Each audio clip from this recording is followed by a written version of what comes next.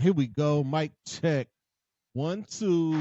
Y'all know what day it is. Y'all know what time it is. Y'all know who y'all looking at. Welcome, ladies and gentlemen, to another episode of Club Pizzle. I'm, of course, your host, Pizzle, Don P, your neighborhood-friendly pod guy, all of the above. I want to thank each and every last one of y'all for y'all continued support of this podcast. I want to thank y'all for y'all continued support of this platform. And while y'all in a continuing supporting mood, like, comment, share, Spotify, YouTube, all my people, y'all already know what it is. I am having a wardrobe today. It's just a lot going on. It is what it is, though. But again, man, thank everybody who tuned in and listen and watch a Club Pizzle Happy Hour on Tuesday. Thank everybody who tuned in to Pizzle's Picks last night, and for everyone who tunes in to Club Pizzle each and every Thursday. Thursdays are indeed for the culture. The week was what it was. Like I said, man, doing these 3 pods at the time, it's cool that I'm able to do this. I love it. I really do love it. Shout out to all of the podcasts. Shout out to all the sports podders in the city that I know. It's not a lot of us, and I wish there were more of us that we could do the labs. Just keep that in mind while we just do what we do. Quick programming note: next Saturday night for the Terrence Bud Crawford Canelo Alvarez fight, there will be a live stream right here. Club Pizzle presents Crawford versus Canelo. I will be joined by my guy Misha Shredder. Shout out Battleground Performance League. My cousin JB, my guy DJ Congo said he gonna pull up. House, my brother House said he's gonna pull up, and it'll probably be the 4 of us just chilling around. I may or other people come through. You know, I do this from home. I don't like it. Everybody can't come, you know. So that's what we're gonna be doing for that. We're gonna sit around, we're gonna shoot the ish, you know, we're gonna talk a little trash, eat a little chicken wings. I might smoke a brisket for this occasion and let y'all watch how everybody reacts to my brisket. Y'all do want to smoke brisket. I do knock those out. I do those, but it comes with a price. If y'all want one, please hit me up for one. Also, September the 20th, Battleground Performance League is back. Yes. Battleground is back. We are at Exotic Cuisines on the west side. Y'all know where Exotic Cuisines is at. B-Jax is going to be looking to defend his title and become a 3-time champion. Don't know all of the competitors yet, but I do know Jado is a part of it. He's been doing a lot of talking since the last Battleground. He wants it, and I hope he brings the noise when it comes. Speaking of Jado, make sure y'all check him out. Mental Health Mondays live on Instagram. Shout out to Jado. Shout out to Big Food. Shout out to In the Post. Shout out to Chase and Dame, who was on well. I think that's about it, man. Let's get to this thing because y'all know my motto. We here for a good time and not a long time. As promised, and I've been promising y'all all week, and I know y'all watched Happy Hour on Tuesday, and like, damn, Don, what happened to you kind of glossed over our house? Reason being is because I talk local right here on Club Pizzle. Club Pizzle is where y'all get y'all Cleveland stuff from. This is where I am going to get all of my Cleveland sports talk off. So let's get to it, man.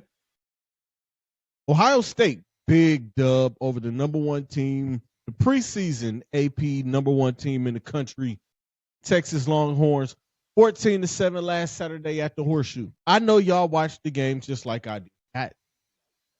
Anyway, y'all watched that game and y'all watched it just like I watched. It really looked like the 2 top teams, top defenses, top talents from 2 of the most storied football programs in college football history and two of the biggest football states there is. Texas, I mean, you mentioned Texas, high school football in Texas. Y'all know what it is. High school football in Ohio. If y'all live here, y'all know what it is. Y'all know what time it is. Y'all know the vibes. Then you got Florida, California. Georgia has great talent. There's some great talent in Mississippi. But when you're talking football and high school football, you hear Texas, you hear Ohio. And every time I get on air, I'm tired. Y'all got to excuse me. Y'all work. But what a game. If you're into 3 yards in a cloud of dust, this was the game for y'all. I was there. I was home. I was front and center. And what I saw from Ohio State, I was thoroughly impressed. Matt Patricia, God, that defense was lights out. And even on the other side, Texas defense was great too. The box score doesn't tell the story of the game.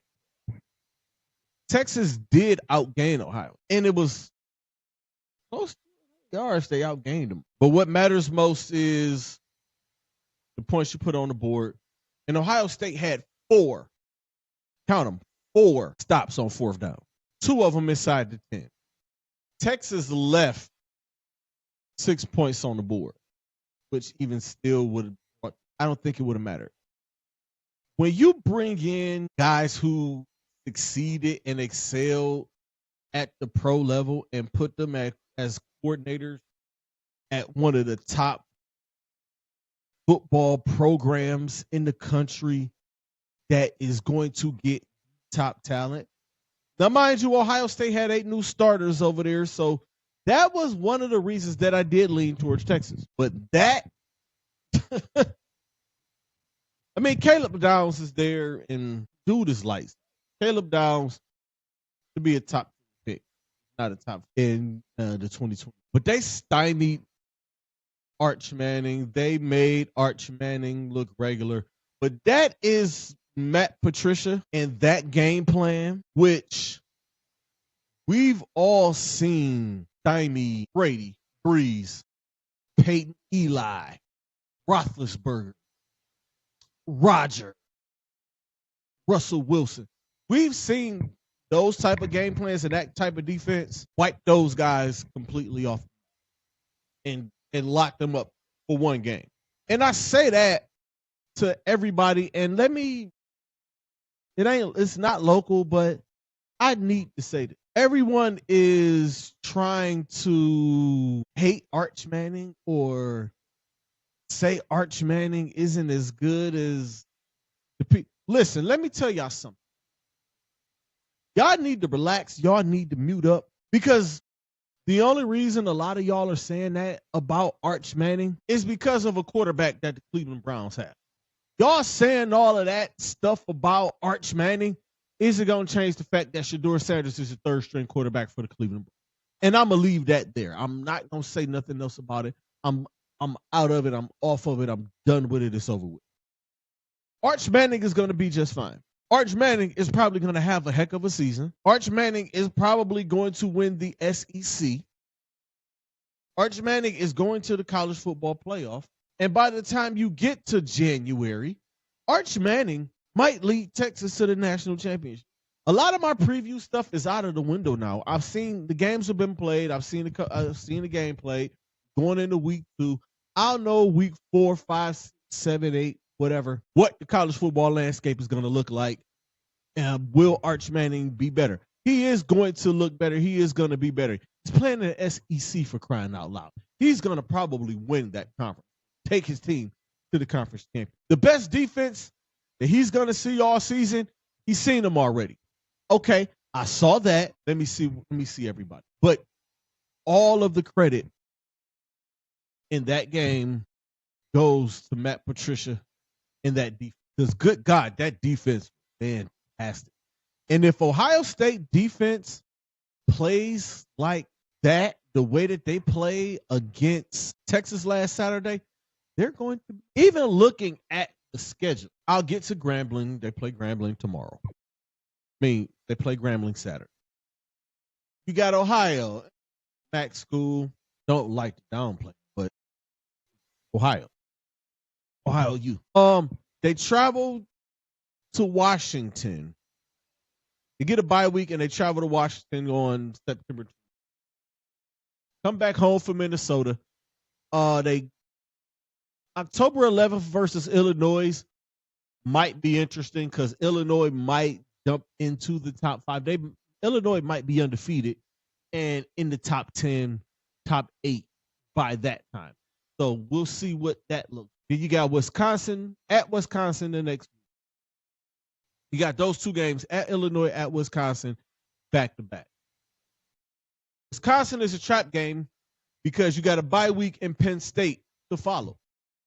So that is going to be a little tricky, but I want to know what that defense is going to look like. I mean, Illinois' offense is, yeah. Wisconsin, we don't know.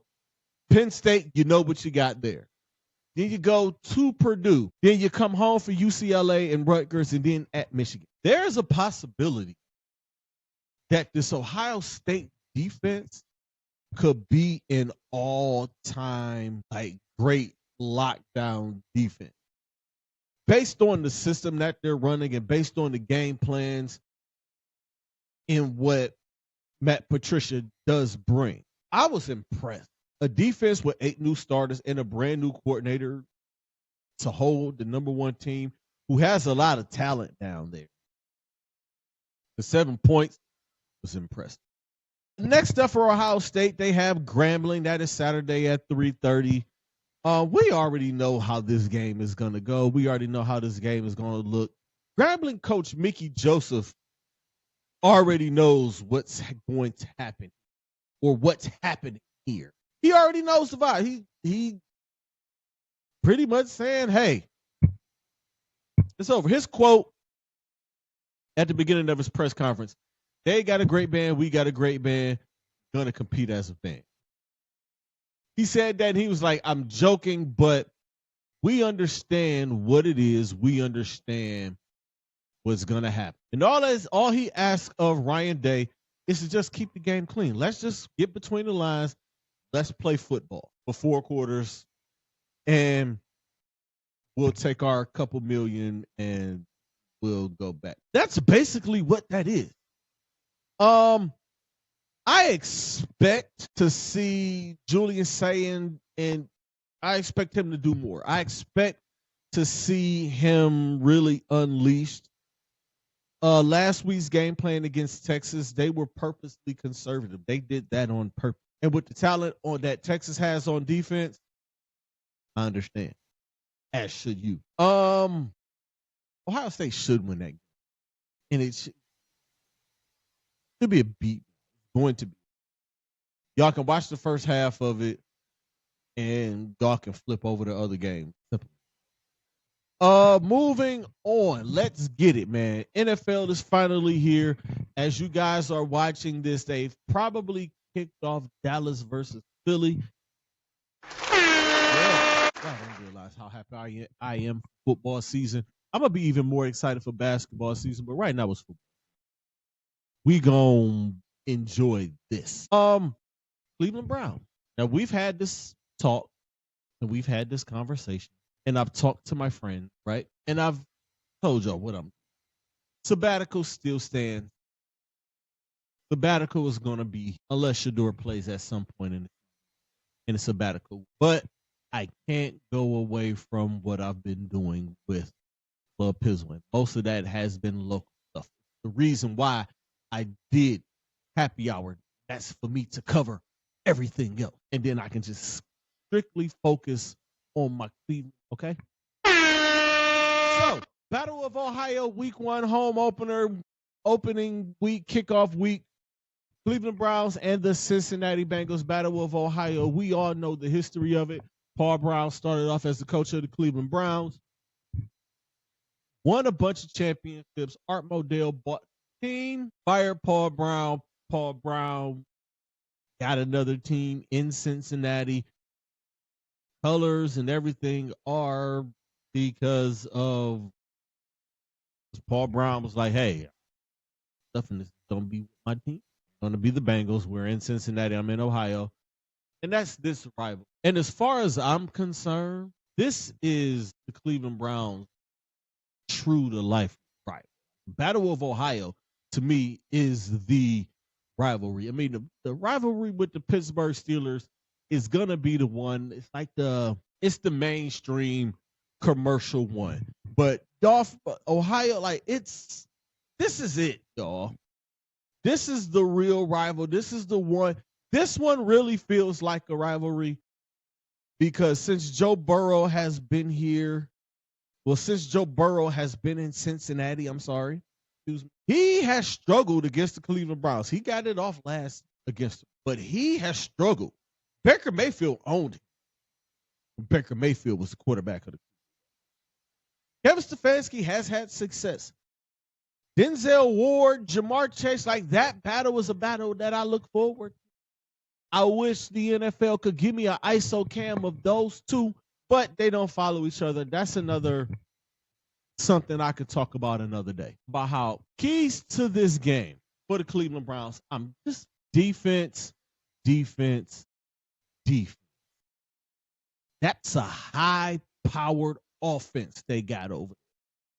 Joe Burrow is top 4 quarterback in this league after Josh Allen, after Pat Mahomes, after Lamar Jackson, Joe Burrow. Of the elites, the elite of the elite quarterbacks, Joe Burrow is one of them. And not only is Joe Burrow the elite among the elite as a quarterback, Jamar Chase as a wide receiver is as elite as they come. There's nothing that this guy can't do. He is, what else can you say? The defense is going to have to show up. The big question about this Cleveland Browns team and their defense is which defense is going to show up? Are they going to be more in the mold, or are they going to look more like the 2023 defense that helped this team get to 11 wins and were lights out and were flying all over the field, and Myles Garrett was that dude and Denzel Ward was that dude? Or are they going to look like the defense last year who had their head up their ass on? That's the big question. Got some new faces on that defense.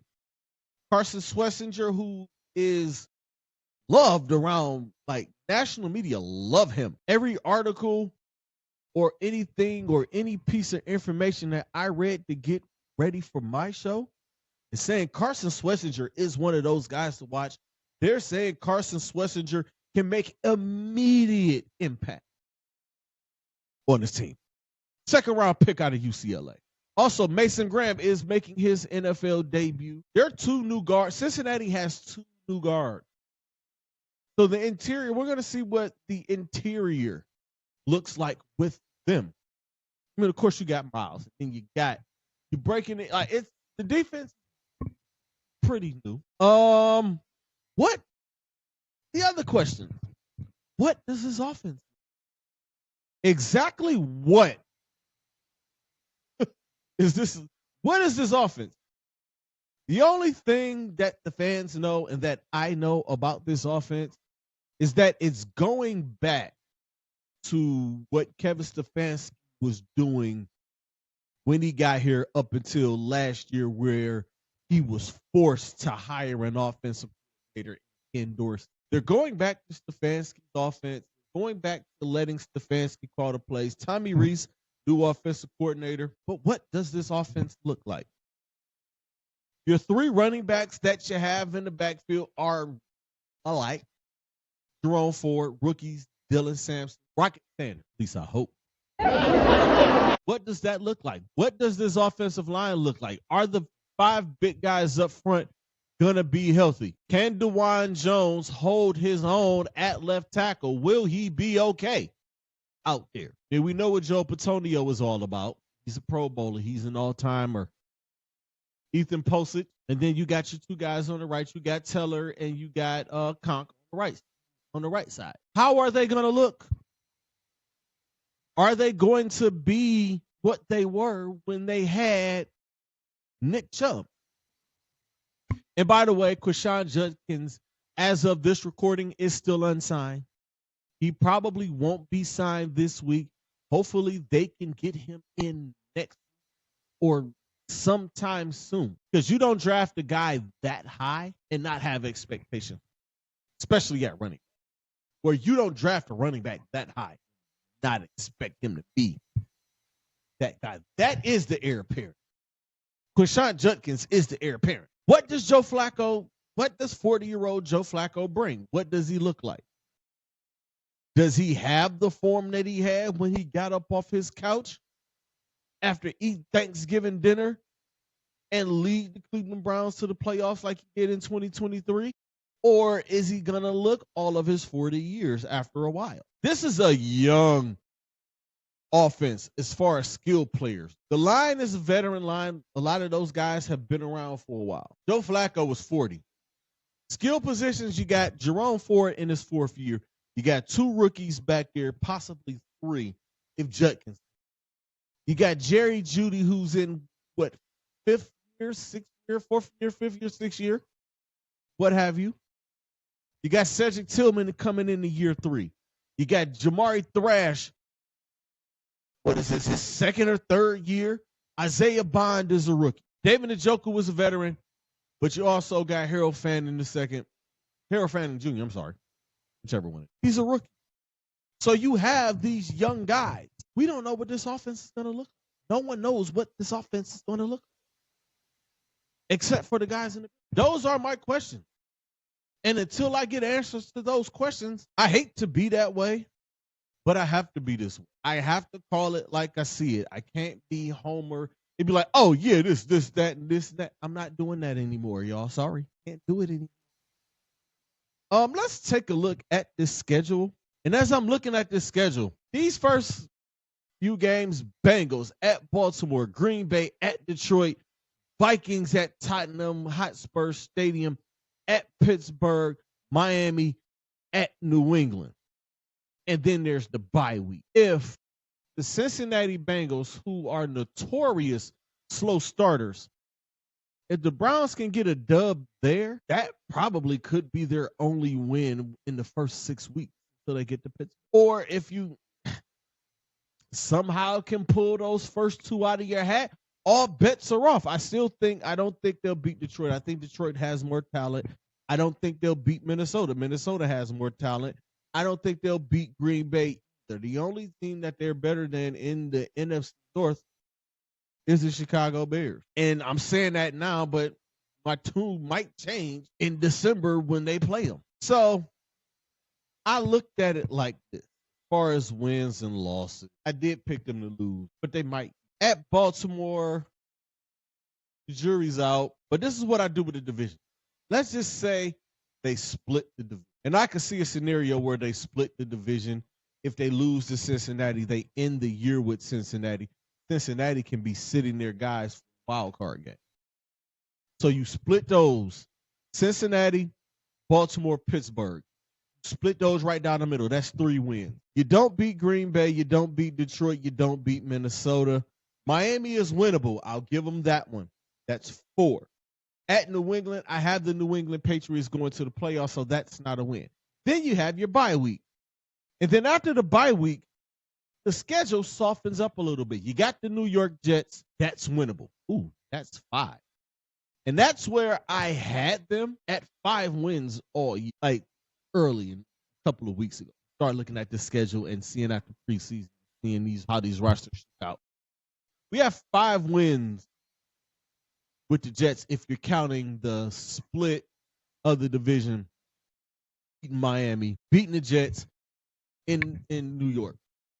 At Vegas, that's a winnable game. I think they'll win that one. San Francisco, no. Tennessee, Chicago is another game that they'll win.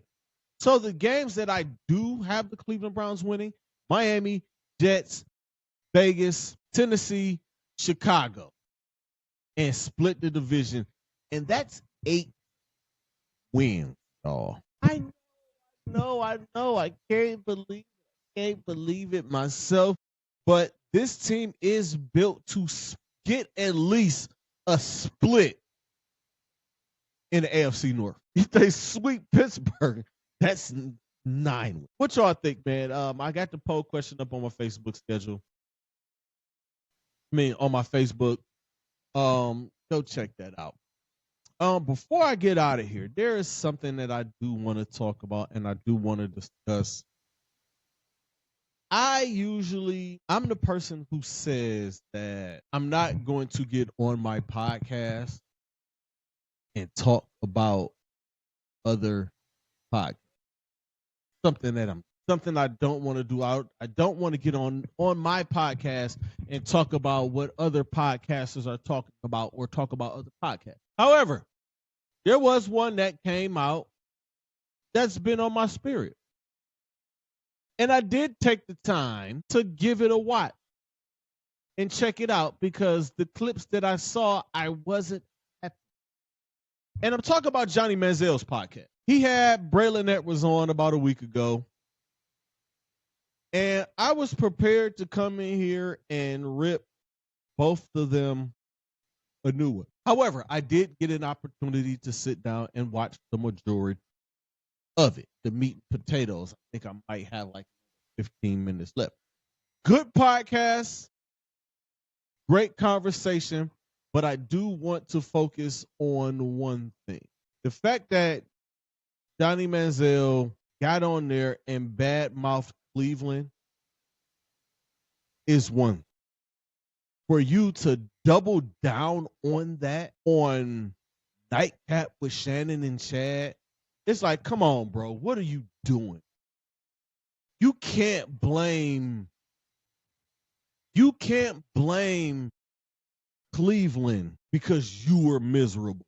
You can't blame them for your lack of preparation, for your lack of motivation.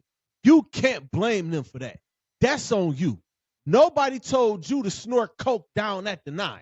Nobody told you to do that. You did that on your own. Nobody told you, and if this is true, that you text somebody within the Browns organization and said, I'm ready to wreck this league. You wasn't ready to wreck this league. You was wrecking yourself. I think it's funny that the internet lined up to go at Aries Spears, but said nothing to Johnny Manziel. Shout out to Tony Rizzo for being somebody who did stand up. But everybody else out there, y'all were quiet. I haven't had an opportunity to watch a lot of my guys here. JG talking about balls. I'm not sure if you addressed it. My guy Tony Mazer, Rick Morris, I'm not sure you guys addressed it yet.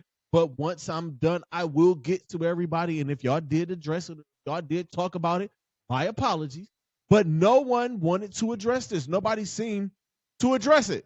Tony Rizzo stood up. Tony Rizzo said something. And then him to throw it on Justin Gilbert, who was dog-ish while he was here, saying, well, he was a bigger bust than I was. He was a higher pick. No, big dog, you was the quarterback.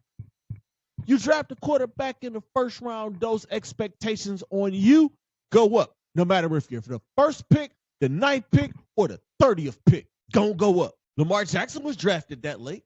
Look at him. Drew Brees was drafted in the 2nd round. Hall of Famer. Wasn't Dan Marino drafted kind of late? Hall of Famer. So to come in to fix your mouth to say a lot of that and listening to you talk now, blame Brian Hoyer for giving you the cold shoulder. I'd have gave your punk ass the cold shoulder too. You solidified as the backup. That means you one play away. Get in your playbook.